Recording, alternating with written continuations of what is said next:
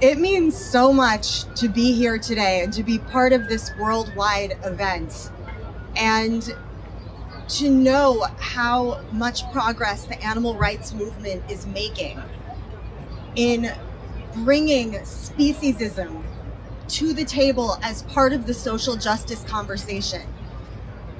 We are making incredible strides. And this week I watched a video about the anniversary of the book Free the Animals. It was written 30 years ago by Ingrid Newkirk, the president and founder of PETA. Woo! Woo! Yes. And it follows the story of Valerie, a woman, a law enforcement officer actually, in Montgomery County, Maryland, who starts breaking into labs and liberating animals after she learns about the horrors of vivisection and animal testing going on behind closed doors. And watching the video about this that is going to be released soon, and looking back on 30 years of animal activism since then, it's incredible to think about how much progress we've made. Even though, animal testing and other animal exploitation may still be going on, the attitude of the average person and the way the average person views animals, views cruelty to animals, and views the industries that exploits animals, it's changing radically.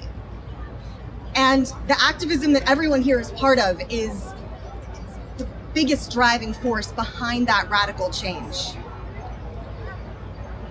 The great thing about advocating for animals in this time now is that we aren't asking anyone to sacrifice anything.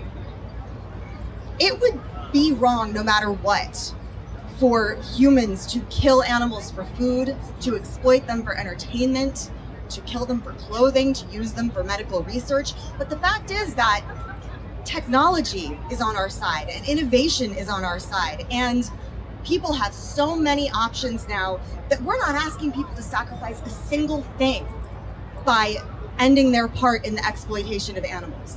We're inviting them to be on the right side of history. And the fact is that as much as people may resist out of habit, out of fear, the truth is that it is an incredible and positive and liberating step forward to finally admit to yourself that we don't have the right. No one has the right to own anyone else. No one has the right to own or exploit another living being of any species. And again, as much as there may be that instinct of habit, of apathy, of fear, of the status quo to resist that, once we admit that to ourselves, I think everyone here knows that it's actually incredibly freeing, because it's something that you've known all along. And so when we go forward as activists and stand up for animals, we're not asking people to give things up. We're not asking people to sacrifice. We're asking people to be honest with themselves and honest with the world, and to take a step forward that benefits them, that obviously benefits the animals, that benefits the planet. We have the truth on our side.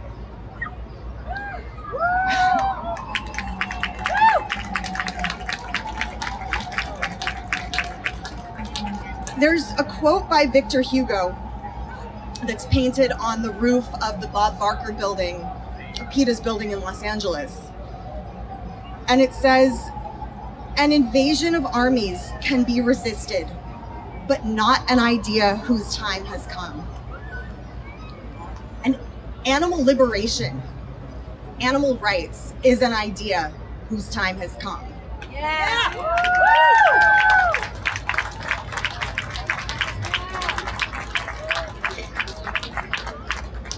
So take every victory as a sign that everything that we are doing is working.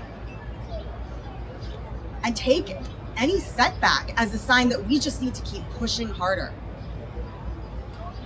as hard as it is, don't get discouraged, because the amount of progress we've made in a relatively short time, when you compare the animal rights movement to the other movements for social justice that are largely a lot older than ours, is incredible. And the progress is exponential. And as much as the status quo, the greed, the apathy, the institutions may be pushing back sometimes, the attitudes of individuals are changing most rapidly and most radically. And eventually, the rest of the world is going to have to follow. So keep doing everything that you're doing, and thank you for everything that you're doing.